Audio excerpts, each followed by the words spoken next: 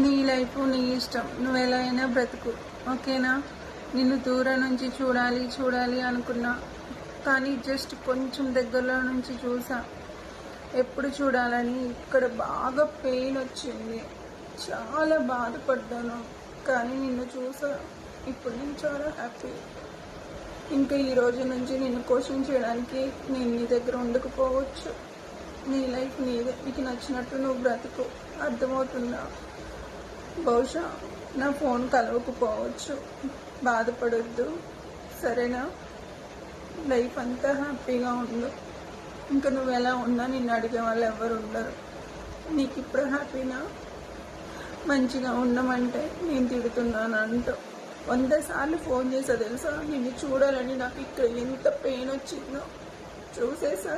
నువ్వు హ్యాపీగా ఉండు, నిన్ను నేను ఇంకా డిస్టర్బెన్స్ చేయను. బాయ్.